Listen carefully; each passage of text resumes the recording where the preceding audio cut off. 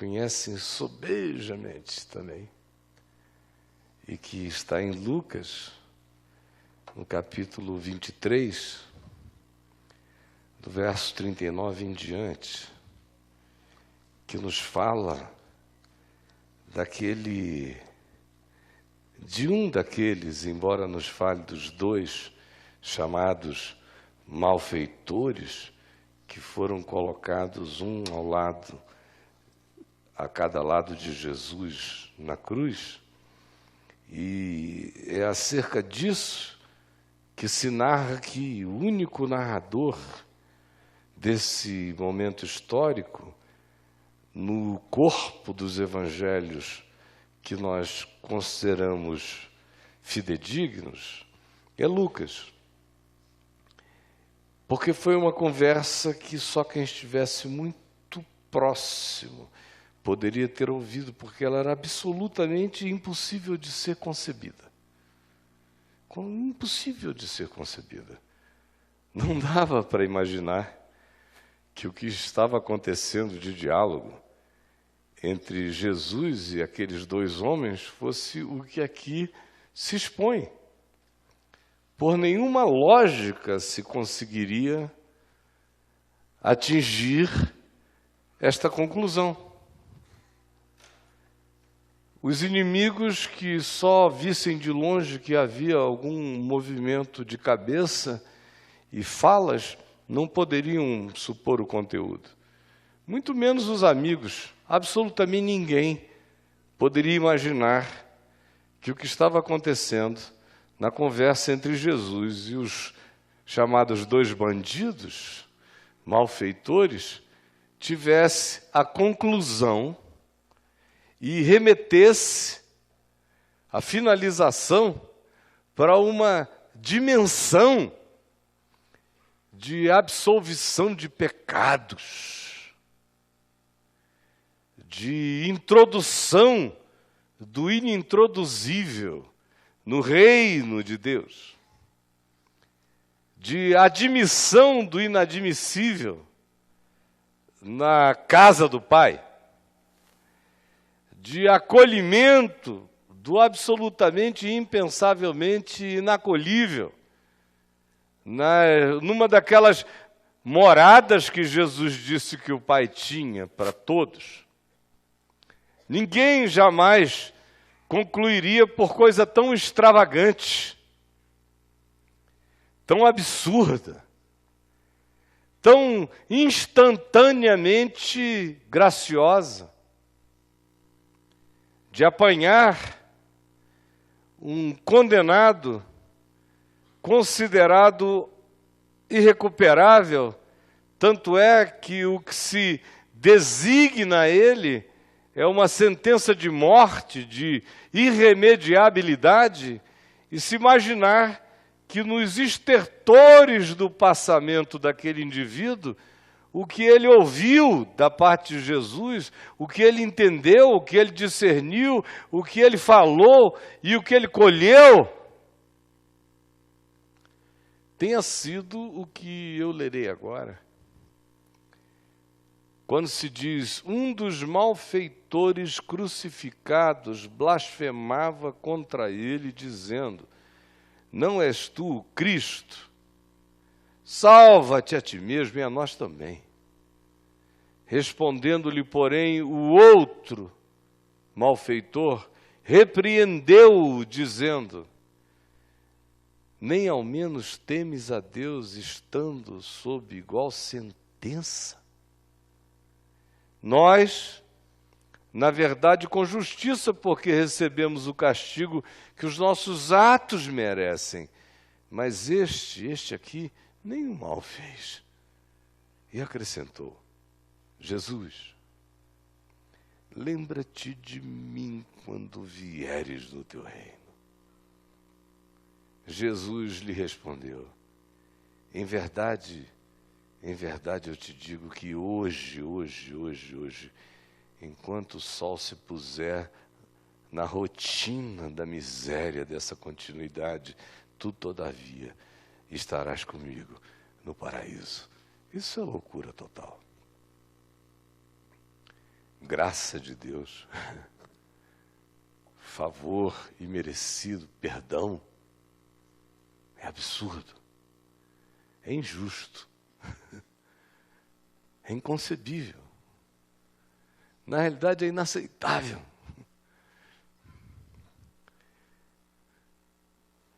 É tão absurdo, é tão inconcebível, é tão inaceitável, que só vale diante de Deus, não vale diante dos homens.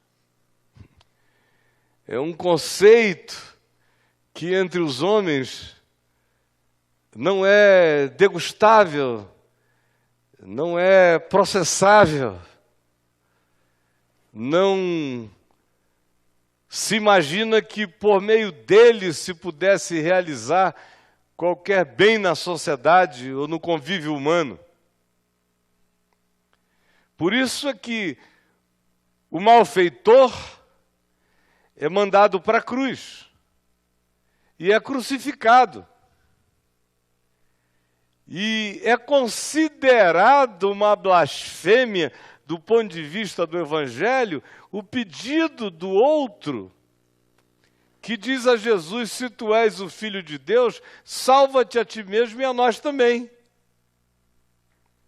O absurdo na cruz era esse pedido de imunidade parlamentar, de imunidade de qualquer que fosse a natureza, ou imunidade pela proximidade, imunidade pela vizinhança da cruz.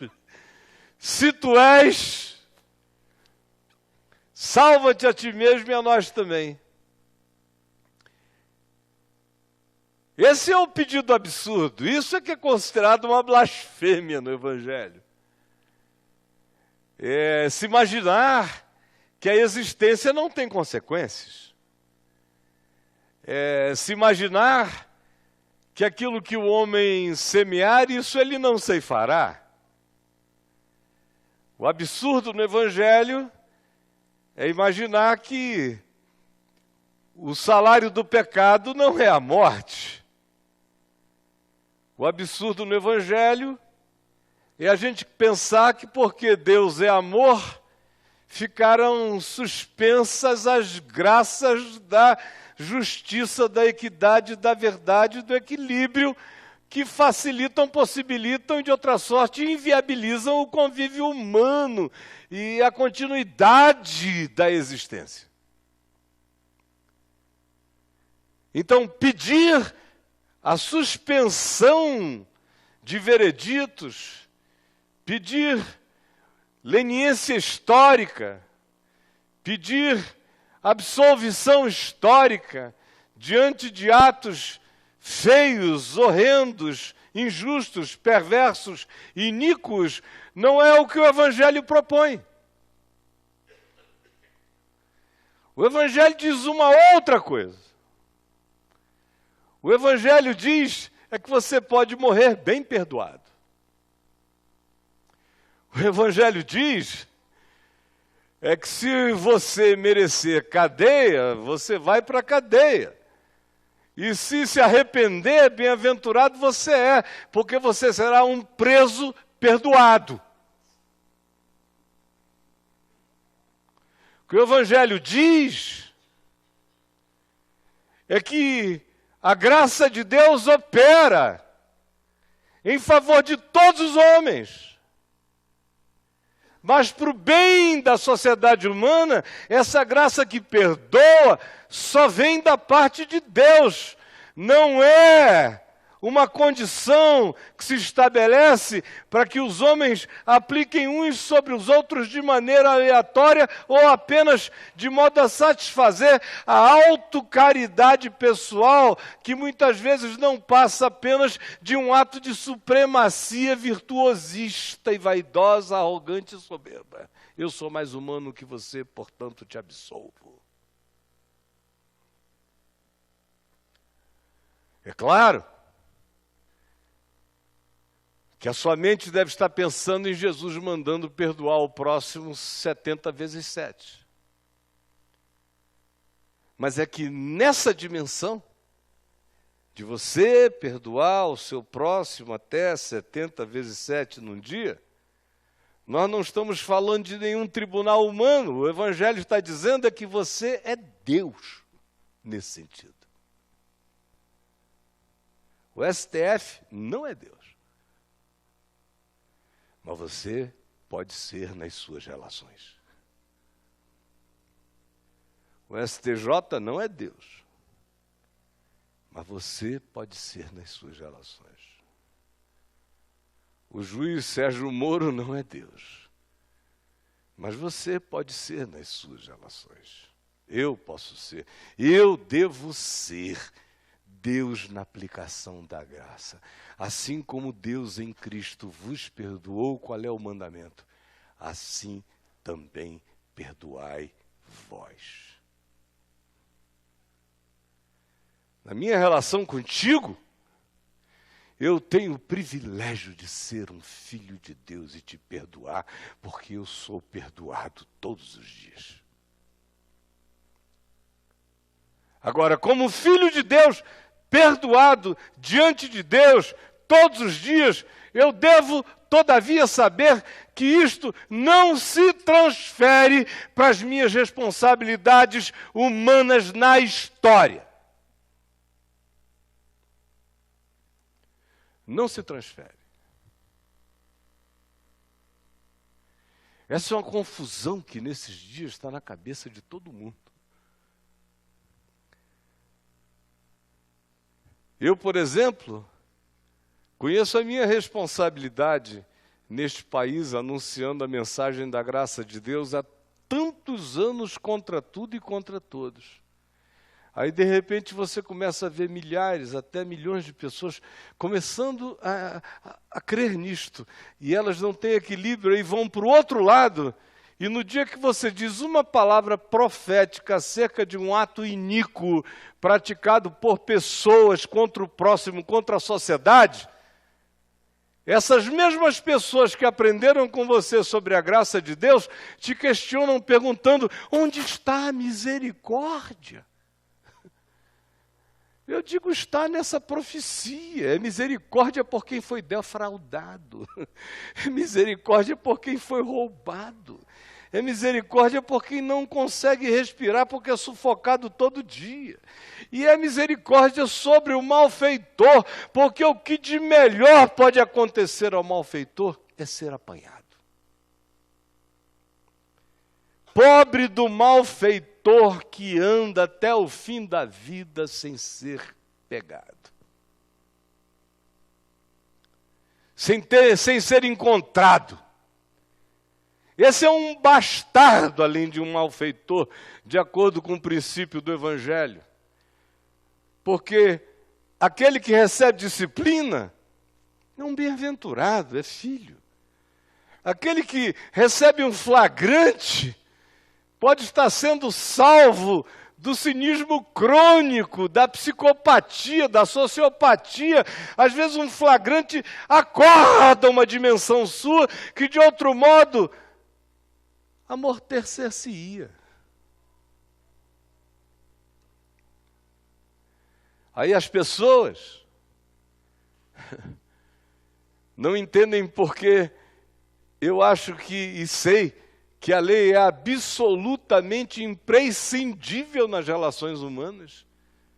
Porque nas relações humanas, o que manifesta graça é a obediência de cada um de nós à lei, que estabelece que a minha referência é a sua liberdade, e você respeita a minha tanto quanto eu a sua. A gente habita as fronteiras do reconhecimento mútuo.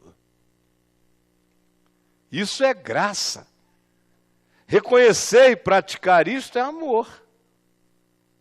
Submeter-se a isso é amor a si mesmo, amor à vida, amor ao próximo, amor ao ciclo da existência.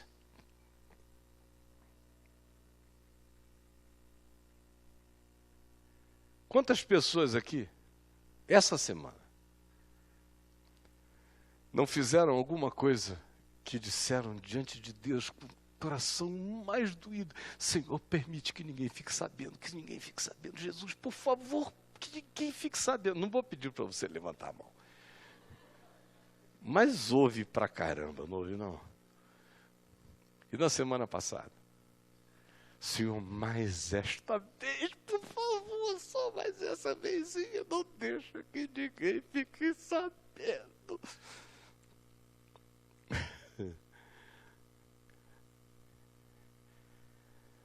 E nós somos todos filhos de muita graça. Existe muita bondade de Deus na ignorância humana. E é claro que se nós todos fôssemos apanhados, expostos diante daquilo que nós sabemos que são os nossos flaws, os nossos fracassos, ou os nossos tropeções, a vida já teria se tornado absolutamente impossível.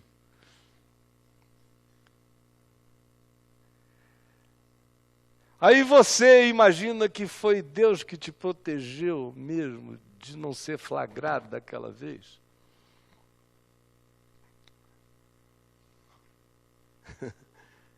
Senhor, obrigado. Graças a Deus, estatisticamente falando, na maioria das vezes, a gente não é flagrado porque as implicações não foram tão pesadas assim. Porque tinha um acordo entre você e o outro transgressor, não era bom para ele também que ninguém soubesse. Aí foi indo, foi escapando. Mas não brinque disso não. Porque ninguém segura os efeitos da transgressão. Às vezes acontece de as circunstâncias favorecerem esse abafamento e você ter feito orações de genuíno arrependimento a respeito do assunto e graças a Deus e para sua felicidade, pelo menos assim interpretada no momento, nunca ninguém veio a saber. E você se sabe diante de Deus perdoado, perdoada. E está feliz e andando bem pequenininho, apertadinho, pedindo ao Senhor que aquilo continue assim, nesse silêncio favorecedor. Outras vezes não. E tanto mais quanto as nossas ações de transgressão à nossa consciência, aquilo que dentro de nós a gente sabe que é bem, que é vida, que é bom, que é justo, que é louvável, que é para ser praticado, que é o humanamente requerível como caráter e integridade sua naquela manifestação,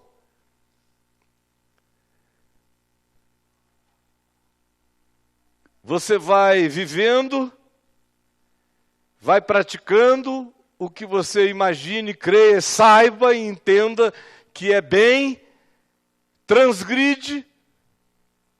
A transgressão pode ficar contingenciada a uma outra pessoa e pode acontecer o que eu disse há pouco, ela pode ter uma conveniência em que aquilo também não vá a lugar nenhum. Arrependida ela ou não, você todavia está fazendo muitas orações dizendo, por favor, por favor, por favor. Mas e quando não é assim? A magia que foi plantada na mente, no coração de nós, é de que se o cara realmente se arrepender diante de Deus, as consequências serão suspensas. As consequências são suspensas diante do genuíno arrependimento, diante de Deus. Você é agora um transgressor perdoado, porque arrependimento significa mudança de mente, porque sua mente mudou, sua compreensão mudou, porque você quer viver diferente. E quando a extensão das ações ruins não vão para além daquilo que foi contingenciado, Pode ser que você viva o momento bem-aventurado de ser e estar perdoado diante de Deus e não ser julgado por ninguém diante dos homens e a vida prosseguir serena. Mas há outras vezes em que, mesmo tendo se arrependido de todo o coração diante de Deus, as consequências humanas, lineares, horizontais, estão para além de você, escapou, e você vai ter que viver com as consequências de aprender não a dizer salva-me daqui, mas a dizer lembra-te de mim. E vai ter que aprender a viver as consequências históricas do que você fez, como uma pessoa que disse, eu sei que eu estou pagando o preço que os meus atos merecem. Sem autopiedade, sem autovitimização, sem transferência para Deus, sem ficar perguntando por que o fulano que fez a mesma coisa escapou. Escapou. Meu Deus, ele escapou. Senhor, e o Renan? E o cara começa a fazer essas perguntas, a oração do Cunha. Senhor, e o Renan? E o Jucá? Aí começam a fazer orações, perguntando a Deus pelos outros.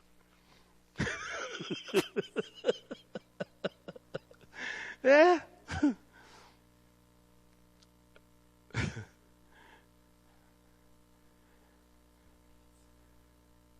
Por que eu estou dizendo isso a você? Porque eu sei o que rola. Como a mente de muita gente, para não dizer de quase todos, ficou profundamente confundida com isso tudo.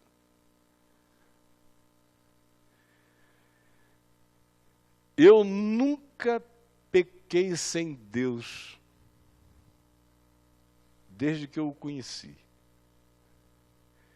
Nunca pequei não perdoado. Porque eu sou dele.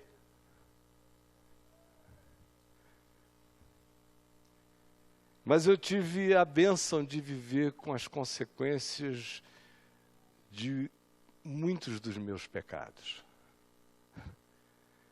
Do contrário, a psicopatia teria tomado conta do meu coração. O cinismo. Há uma bênção terapêutica na culpa saudável.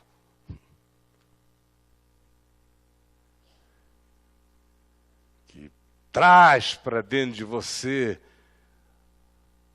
o carnegão do seu caráter, em estado já difuso, e o adensa de novo,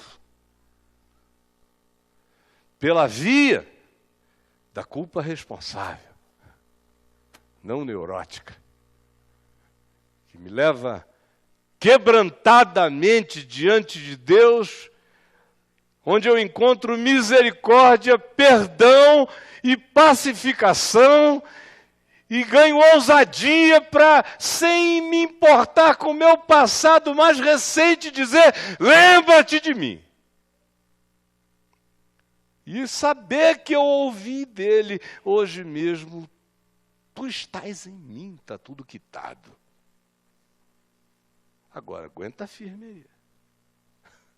Porque eu vou morrer contigo. Não só vou morrer por ti, mas vou morrer contigo. Fica firme. Aí nasce um homem. Aí nasce uma mulher. Aí nasce um cristão. Aí nasce um discípulo. Aí nasce um daqueles seres humanos acerca dos quais a Epístola aos Hebreus, no capítulo 11, diz, dos quais o mundo não é digno. Não é porque ele seja perfeito, mas é porque, na sua mais perfeita imperfeição, ele entendeu a responsabilidade de ser um humano na terra, com todas as consequências das nossas ações, ao mesmo tempo em que o conhecimento de Deus não o torna um ente cínico nas suas práticas, ao contrário, o perdão que ele sabe que de Deus pode ter, a graça, a bênção do arrependimento, da metanoia, da nova mente, da nova atitude, da disposição de um novo caráter, de uma nova inclinação. Todas essas coisas terão que ser vividas, provadas, aprofundadas em nós, sem que a gente busque nenhum tipo de evasão sorrateira e mentirosa e falsificadora da realidade.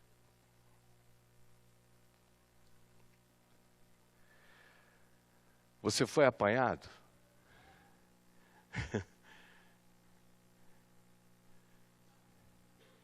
Aproveite. Certas coisas, de fato, só mudam em nós, em alguns de nós, ou na maioria de nós, quando alguns flagrantes nos salvam da nossa existência subreptícia e mentirosa.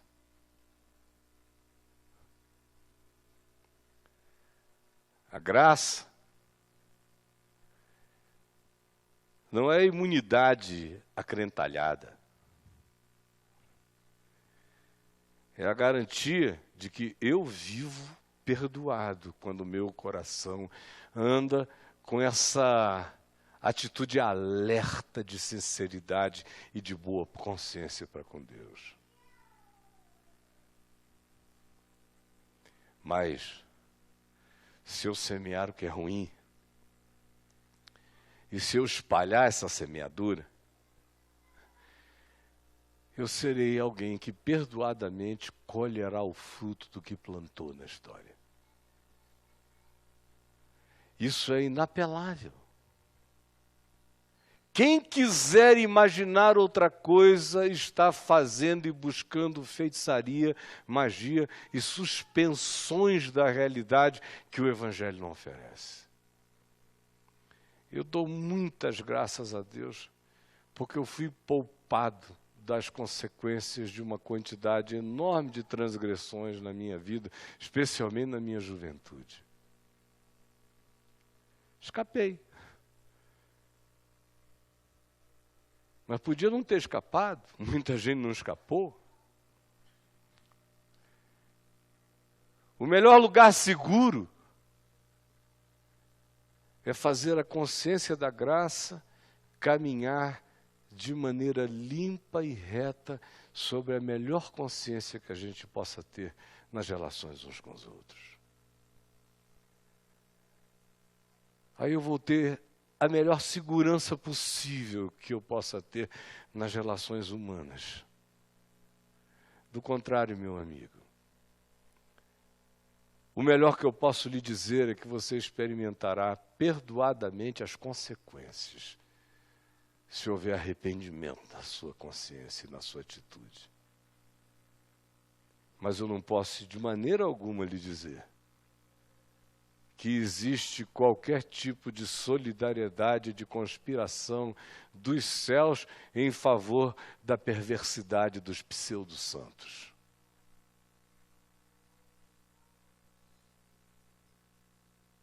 Hoje nós vamos tomar a ceia do Senhor. Tome perdoadamente. Mas quando você tomar do pão, comer do vinho, tome também com decisão de arrependimento e tome também sem nenhuma autovitimização, sem nenhum coitadismo diante daquilo que você semeou e que você colheu, e agradeça por ter colhido, porque essa colheita pode salvar a sua consciência, pode acordar a sua vida, pode dar o verdadeiro fruto de arrependimento que a sua existência precisa para hoje e para o futuro. Eu não quero falar mais do que isso. Desejo de coração que cada um de nós tenha entendido para si e faça a melhor aplicação, porque esse é um momento de salvação da indiferença, de salvação da psicopatia, de salvação dos amortecimentos desumanizantes no coração da gente. Esse é um momento de ressensibilização, de percepção de significados e de entendimento que faz síntese de sabedoria, dizendo obrigado, Senhor, por aquilo que doeu.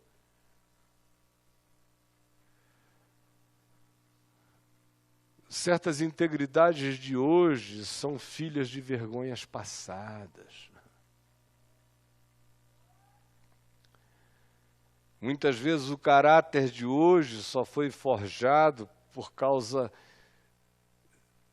de tristezas ante os nossos próprios fracassos antes na vida. É por isso que é inapelável a afirmação da Epístola aos Hebreus, que eu repito de novo. Aquele que fica sem disciplina, sem o flagrante da verdade de Deus no coração, é um bastardo. É um ente existindo sem paternidade. Porque o ente existente em estado de paternidade espiritual é aquele que recebe a vara, é aquele que recebe a disciplina, é aquele que ouve o Eterno dizer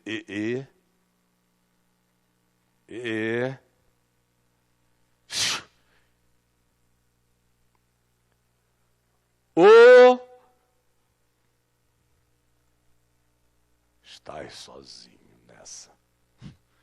Aí você inicia um rewinding, voltando tudo para trás. Aí descobre que dá na consciência para voltar, mas frequentemente na vida você vai ter que prosseguir, encarando e sendo curado, sem pena de si mesmo para poder ser sarado. Você me entendeu?